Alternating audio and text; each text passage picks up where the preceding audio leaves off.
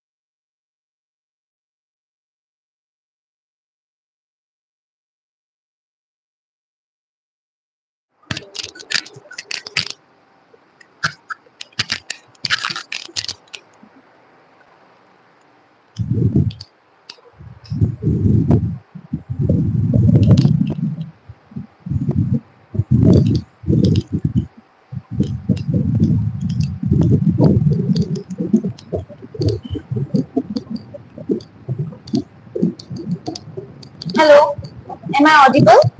Hello.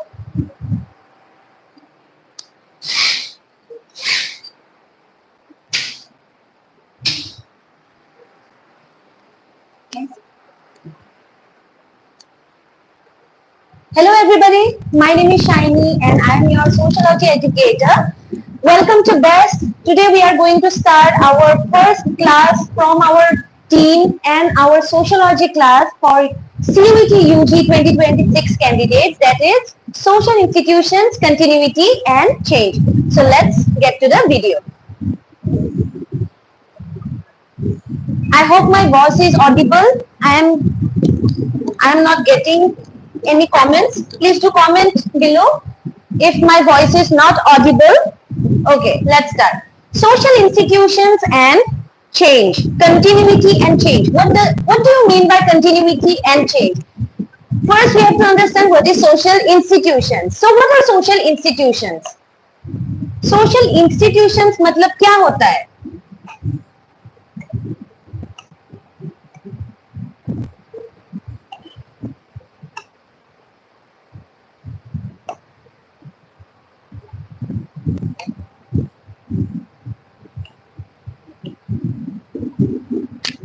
Okay, what are social institutions?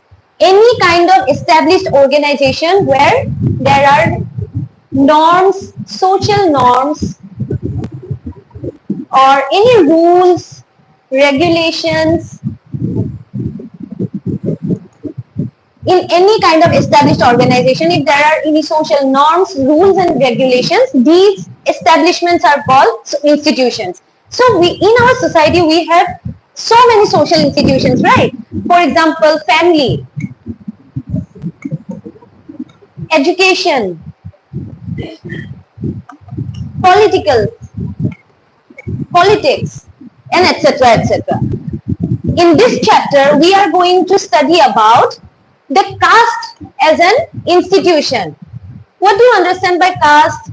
How caste was in the ancient times, in the primitive times? How did caste system have been continuing in our society? How it has changed in our society? So in this chapter, we are going to understand three major institutions, social institutions that are, number one is caste, number two is tribal communities, and third one is family. So all these three institutions we are going to understand in this chapter. So let us start.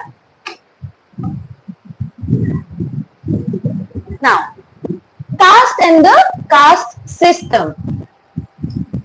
Caste is the name of an ancient social institution that has been part of Indian history and culture for thousands of years. So, we all know that caste has been associated with the Indian society from primitive times, from ancient times, from the Vedic times itself, right?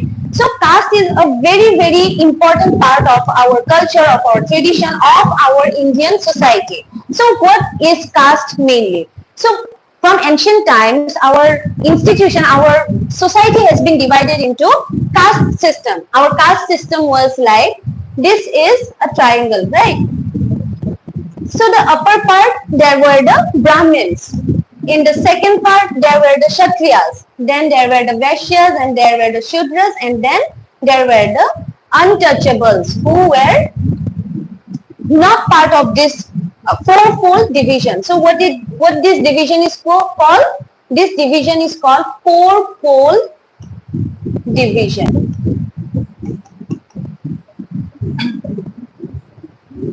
Let me change the color of the pen.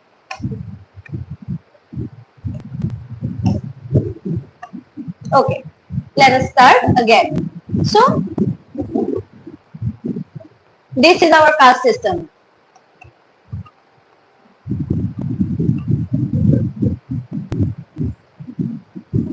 And this is called the fourfold division. Why fourfold division? Because the society was divided into Brahmins, the Kshatriyas, the Vaishyas, and the Shudras. And this class, they were the fifth category, which we call as well as the Panchamas, right? So Brahmins, they were the teachers. Kshatriya, they were the warriors, the kings. Vaishya, they were the business person. And Shudra, they were the service givers. So this was associated with the occupations. Basically, in our Vedic times, in our ancient times, this caste system was very much flexible, right?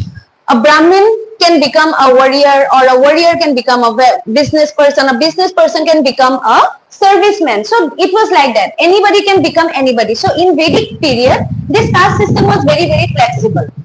So it is a very, very ancient type of division in the society. So caste is the name of an ancient social institution that has been part of the Indian history and culture for thousands of years.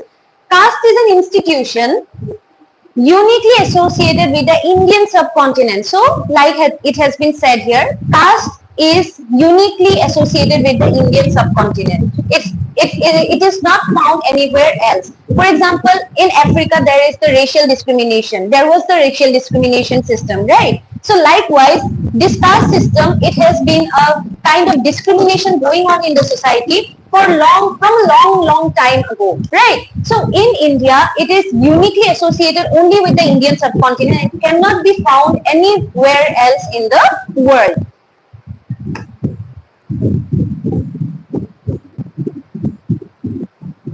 Now, let us see how caste was in the past. In the late Vedic period, the caste system was a Varna system and consisted of only 4 major divisions. Like I have told you, like I have showed you in the previous slide, that in the ancient times, it was not called as the caste system. What it was called as? It was called as the Varna system. Varna means color. So it was termed as the Varna system, and it majorly consisted of only 4 divisions. There was no 5th division. It was only consisted of 4 major divisions. These divisions were not very rigid. So like I have told you, on those days, this caste system, it was not very rigid. It was the Varna system, and it was according to occupations that you want to pursue, and they were not determined by birth. So it was flexible. That is why it is not determined by birth, right? So because it was flexible, it was not determined by birth. It is only in the post-Vedic period that caste became very rigid. So caste became very rigid. It was only in the post-Vedic period when Britishers came into being, when they wanted to rule the whole society, Indian society.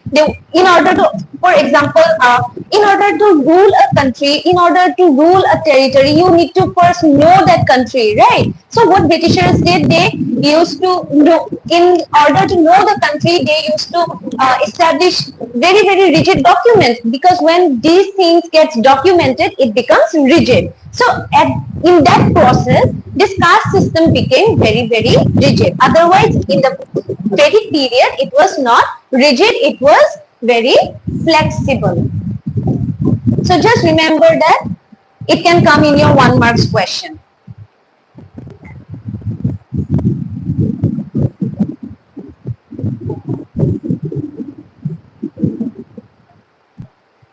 Okay, let's go to the next slide. The defining features of caste are the following. So, in order to know caste, in order to know the caste system, there are some defining features that we need to know first, right? So, caste is determined by birth. Earlier, it was not determined by birth, but since after post-Vedic period, caste has been a very important feature of caste became that it is now determined by birth. Membership in a caste involves strict rules about marriages. So membership in a caste involves strict rules about marriage means in earlier times, there was no intercaste marriages. For example, I have showed you this is the Varna system, right? Brahmin, Kshatriya, Vaishya, Shudra. So what is intercaste marriage? Kshatriya can marry a Brahman, Vaishya can marry a Kshatriya, Shudra can marry a Vaishya, or vice versa as well. So it can happen like this as well, right? So these kind of practices were not allowed in the ancient time period, right? So that is why a very important feature of caste was that membership in a caste involves strict rules about marriage. So these kind of things was not allowed. What was allowed? Only a Brahmin can marry a Brahmin, a Kshatriya can marry a Kshatriya, a Vaishya can marry a Vaishya, and a Shudra can marry a Shudra. So this was allowed, but not this thing was allowed. Okay, these were the main rules of caste system. Caste groups are endogamous. Like I have told you, endogamous means we can marry only in our own caste. Caste membership also involves rules about food and food sharing. So this is also a very, very important thing, because in the earlier times, the Shudra people, whatever they were eating, the Brahmins would not, intake the food that the Shudra people or the Shudra community was intaking, or they would not go and eat with their own hands. Okay, so that is the main thing. So this is the caste system. The Shudra, they will not eat. The Brahmins will not eat by the Shudra's hands. So this was also a very important feature of the caste system. Now, caste involves a hierarchy of rank and status. Hierarchy of rank and status means, hierarchy means someone is superior, someone is inferior. So Brahmins were considered as the superior, the most superior of the caste system, and the Shudras were considered as the most inferior of the caste system. So caste had rank and status. So rank and status, this is also a very, very important point. Caste also involves subdivisions within themselves. So castes were divided also among themselves. For example, always have subcaste, sub-subcaste, and may also have sub-subcaste. So now we also have a very important term, that is jati or gotra. So all these things came into being. It has been continuing and it has been continuing and going to these complicated stuff now, right? Castes were traditionally linked to occupations. So they were traditionally linked to occupation. This is a very important point. Why? Because I have told you already, previously the caste system was only about occupation. Whatever occupation you wanted to pursue, you could pursue that occupation. Occupations were hereditary, that is passed on from generation to generation. So it was mainly about occupation, and these occupations were hereditary. For example, a Brahmin could only become a Brahmin. His son can become a Brahmin. His other sons, grandson, grand-grandson, all became Brahmins. That means teachers. Kshatriya, they became warriors. Warrior's son became warrior. Warrior's son became warrior, and so on. So this is called as hereditary, right? Understood? I hope you have understood till here. Now, let's go to the next slide. The caste system can be understood as the combination of two sets of principles. Now, questions can come from here as well. What are the two principles of caste system? There is a difference between the features and principles. We have just seen what are the features of the caste system where. Now we have to see what are the two principles of the caste system. One is difference and separation, and the other one is holism and hierarchy. Now, what do you understand by difference and separation and holism and hierarchy? So difference and separation means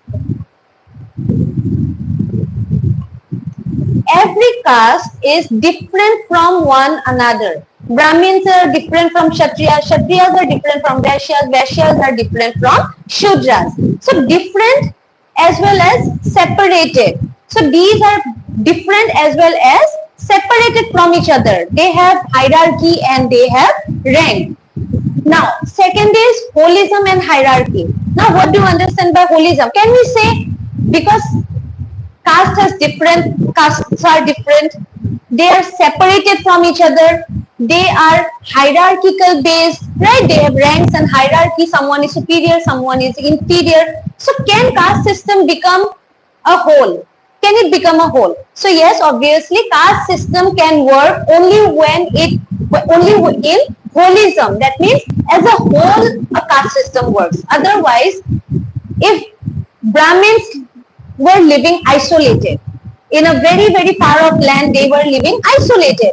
So there will be a caste system? The caste system is a very important part of our Indian society. But if and only if Brahmins were living isolated or the Vaishyas were living isolated in another land, so everybody there would be equal, right? Everybody would be a teacher. There will not be any other work, any other person to do any other work, right?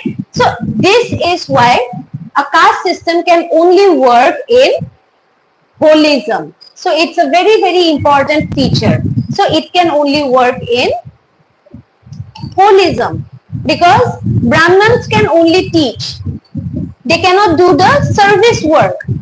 The Shudras can only do the service. They cannot teach.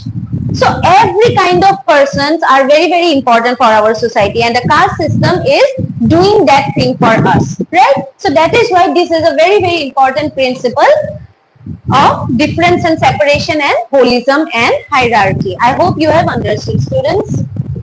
Now, that was caste in the past. Now, colonialism and caste.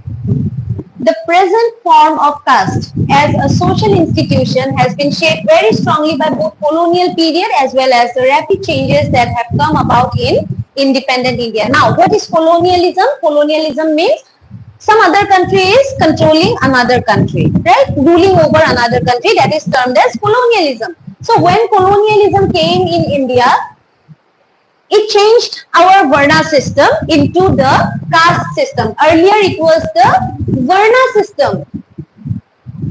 But when colonialism happened, it changed the Varna system into the caste system. So the present form of caste, the caste that we are seeing today in our society as a social institution, has been shaped very strongly by both colonial period as well as rapid changes that have come about in independent India. So these 2 points are very, very important. One, colonial period helped to change the caste system in our present scenario, as well as the changes that were happening in independent India. It was also a very, very important step towards the change of the caste system.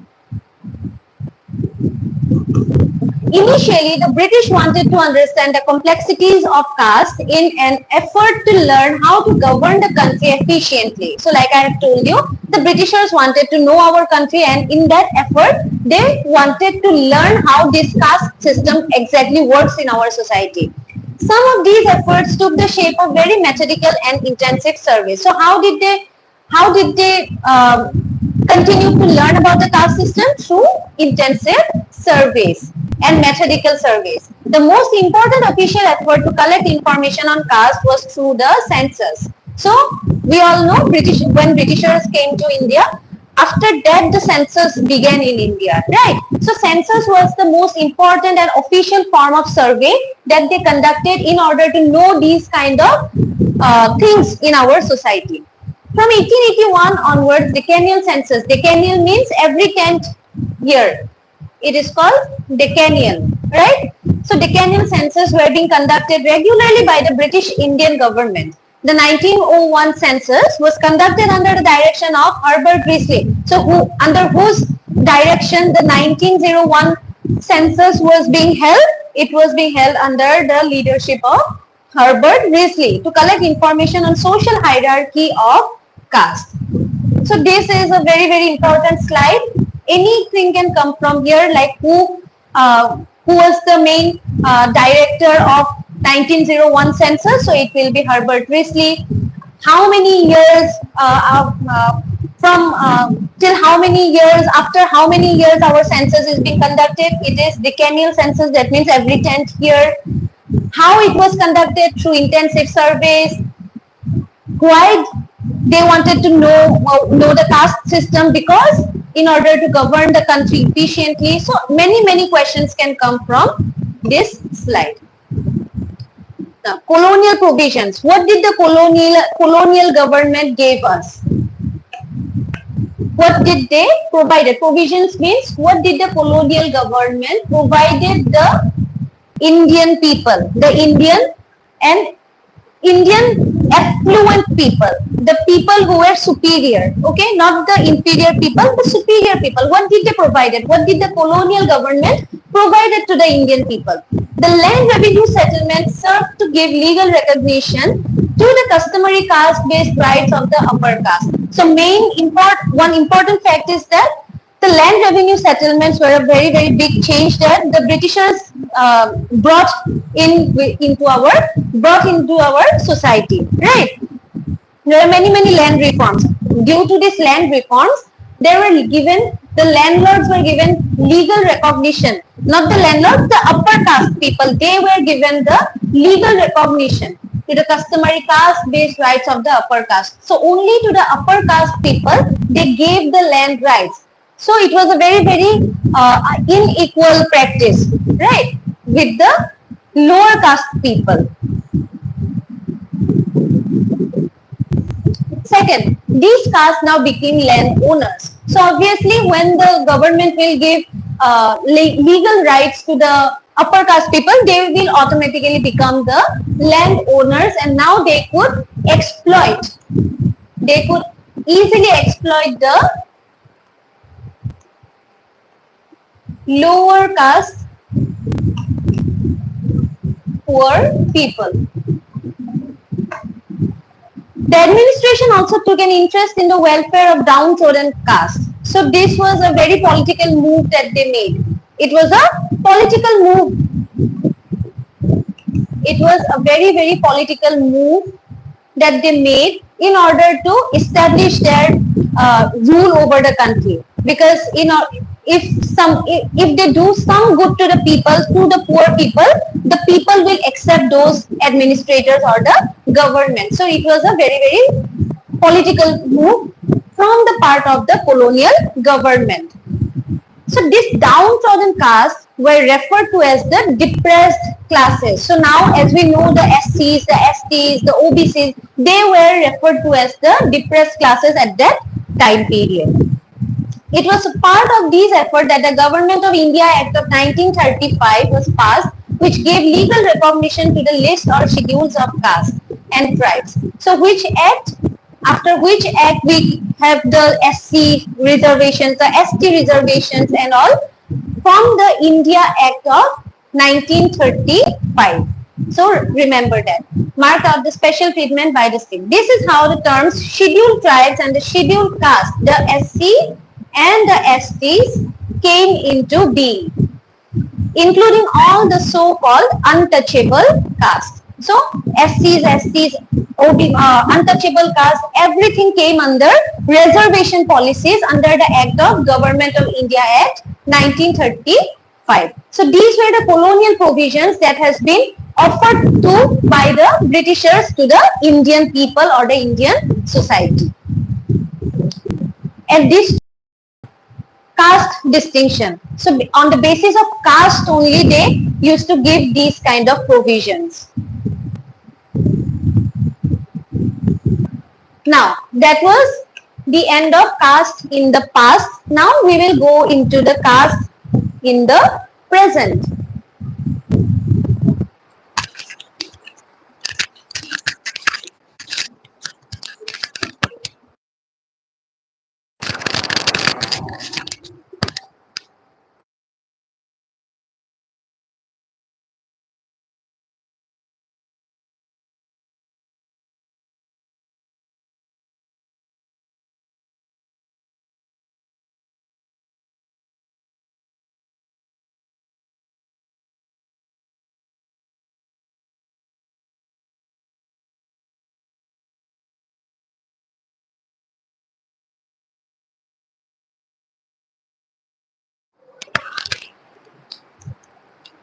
Okay, where were we?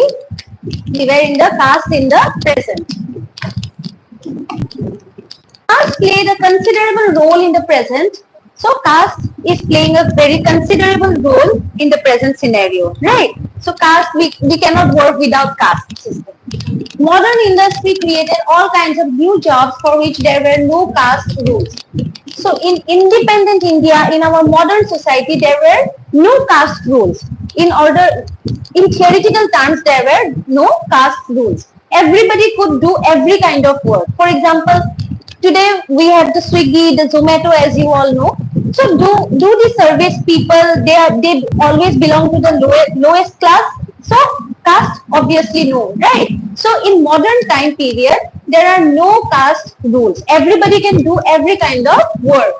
Urbanization and the conditions of collective living in the cities made it difficult for the caste segregated patterns of social interactions to survive. So what this line suggests that because of urbanization and conditions of collective living, because we are in urban areas and the population is very huge in the urban areas, right? So we live collectively. In a collective living, it is very difficult to maintain the class distinction, because in a community, if we are living in a flat, we don't know what is the caste of the person living right next door to us, right? So it's very difficult for the caste segregation pattern of social interaction to be maintained in urban areas.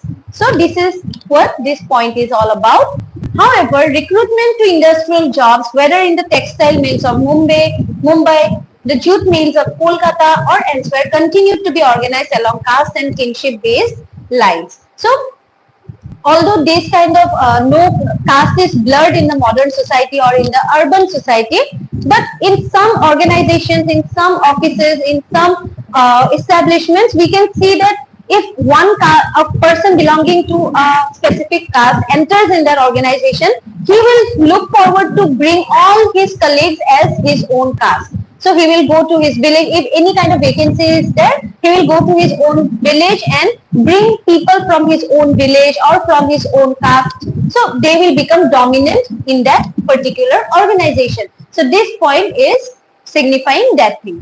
The middlemen who recruited labor for factories tended to recruit them for their own caste and region, so that particular departments or shop floors were being dominated by specific caste. So like I have told you, they do this because they want to get dominated in that specific building or that specific organization.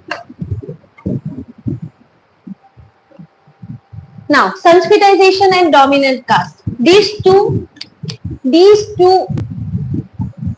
terms have been given by M.N. Srinivas, right?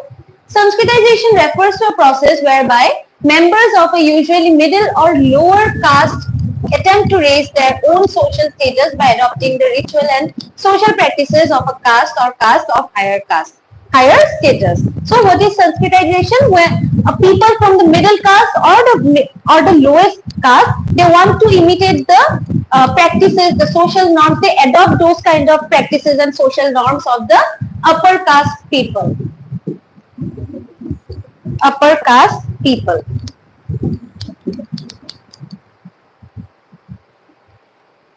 Now, Sanskritization usually accompanies or follows a rise in the economic status, and hence it signifies only positional change and not a structural change altogether.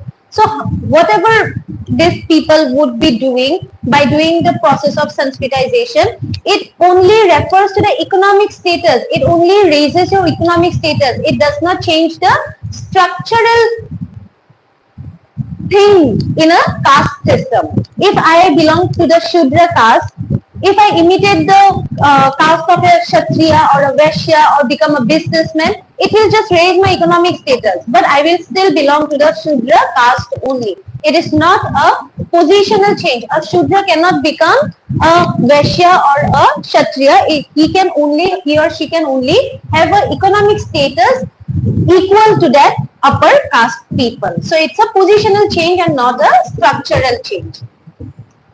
What are dominant castes? Dominant castes are those castes which are dominant in a specific area. Okay.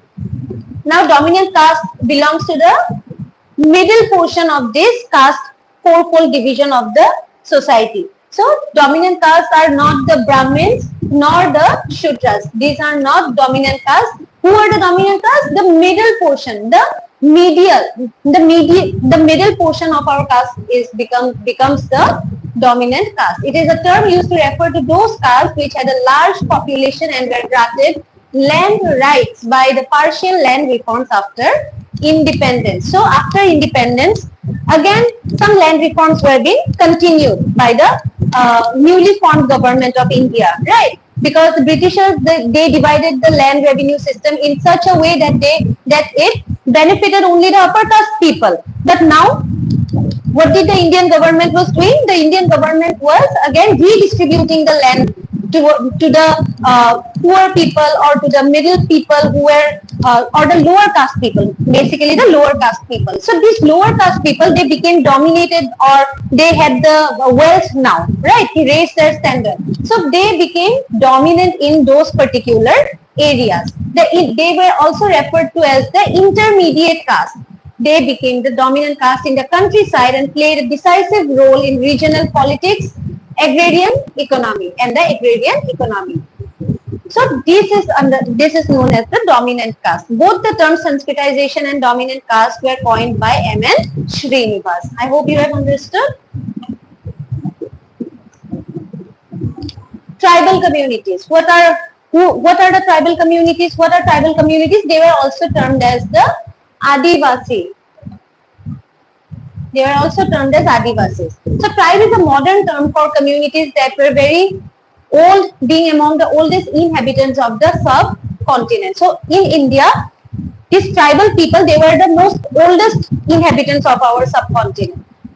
tribes in India were not socially excluded like the oppressed caste. Their issues is regarding the economic resources and ethnic cultural identity. So like the caste system, in the caste system we can see that people are socially excluded, right? They were discriminated socially. But tribal people, they were not discriminated socially. What were they discriminated about? They were discriminated regarding their economic resources and their ethnic cultural identity. So basically they were deprived of their resources, their land resources and their identity. Okay, so these two are very, very important.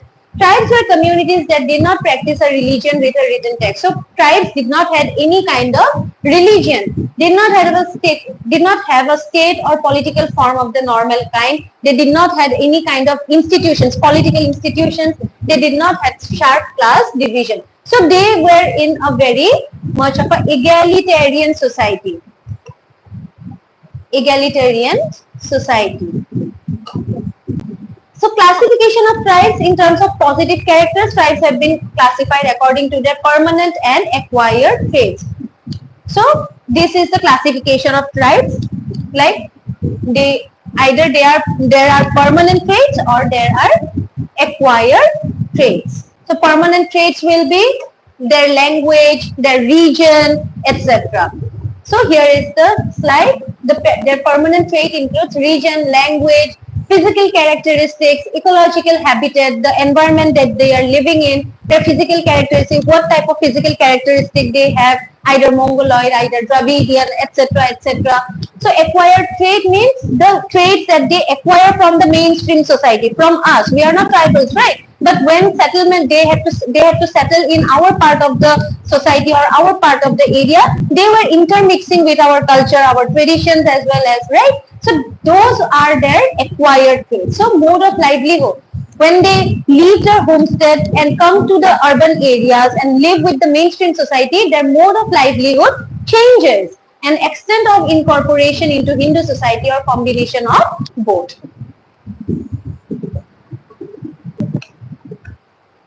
There was this famous debate of isolationists and integrationists. So this is a very, very important topic. Isolationists and integration. What is the meaning of isolation and what is the meaning of integration? Isolation means there were some people who wanted to keep the tribes isolated from the mainstream society, and there were certain group of people who wanted to integrate them into the mainstream Hindu society. So they were the people who wanted to integrate the tribal people into the mainstream Hindu society, they called the tribes as backward Hindus, nothing more than that. So the isolationists argued that the tribes needed protection from money lenders, traders, Hindu and Christian missionaries.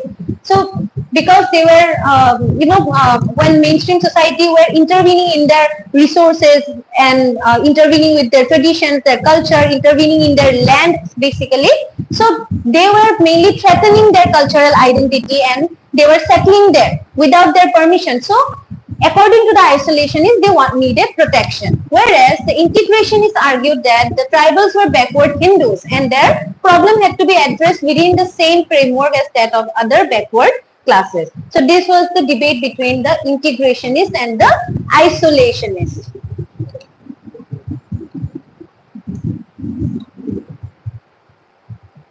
So this was the main thing about the tribal people. Two broad sets of issues have been most important in giving rise to tribal movements. So what are the sets of issues? These issues were relating to control over vital economic resources like land, especially forest, and issues relating to matters of ethnic cultural identity. So there were two main issues of tribal movements, why tribal movements were happening. One was resources and the other was their identity. So remember that. Now, caste, how caste plays a very big role in family, in its kinship. So social institution, how it is changing, right? And how it continued in the previous times and how it is changing. So family can be defined as nuclear or extended. So we all know what is a nuclear family, when there will be a father, a mother and siblings or a single child. So that is called as a nuclear family. And extended family means it is also known as joint family. It can be male-headed or female-headed. So, authority can be of both. Either it can be a matriarchal, either it can be a patriarchal. So, the line of descendant can be matrilineal and patrilineal. So, here, students, you have to understand three things. There are differences between matriarchy, patriarchy, matrilineal, patrilineal, matrilocal, and patrilocal. So what does this mean? Matriarch. When you see the word arch, it means authority. Okay, I will write here. It means authority.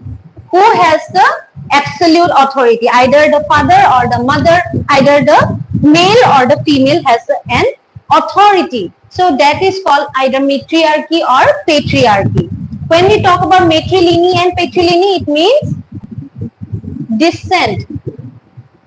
Descent means whose name you will be taking, your bloodline, either the male bloodline or the female bloodline. That means either you take the name of your father, either you take the name of your mother. That is called matrilineal or patrilineal. That means the lineage, the descent. And matrilocal and patrilocal means the rule of residence. After marriage, where you go, right? After marriage, either you go to your husband's house or you go to your wife's house. So that is called locality, in which locality you go. So this was the difference between those three terms.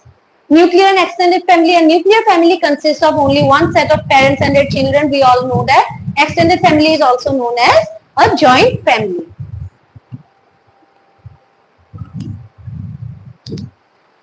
Diverse forms of family. So like I have told you, there are matrilocal, patrilocal, there is matriarchy, patriarchy, then there is matrilineal and patrilineal. So this is the main difference that I have shown you in the first slide. So matrilocal, patrilocal, it is the rule of residence, where you will go after your marriage, either the husband's house, either the wife's house.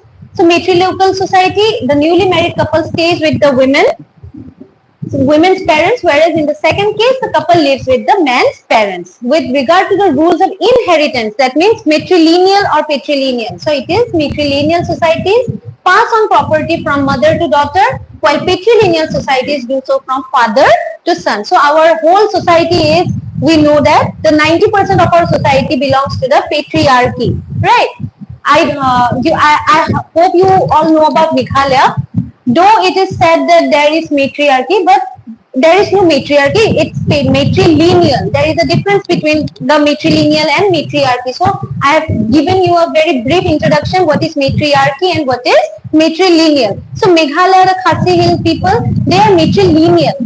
So matriarchy is the authority, and in a country like India or in the whole world, this matriarchy word, it is a very, very controversial word. So we cannot establish that any kind of society is a matriarchal society, because even if it's a matrilineal society, the authority will be there of the brother or the father or any paternal uncle and so on.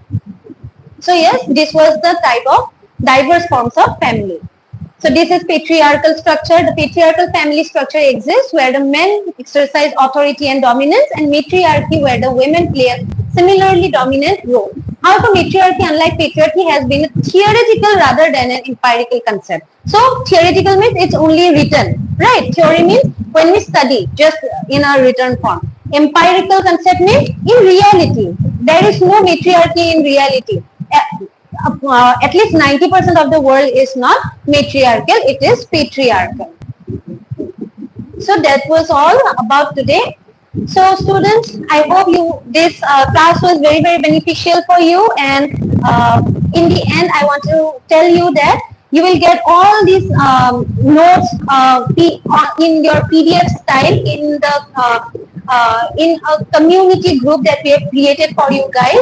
So you can just go into the description box and check out the link there and join our community so that we can provide you with our notes, right? A pre-planned notes so that it can be very, very helpful for you guys. So yes, thank you and bye.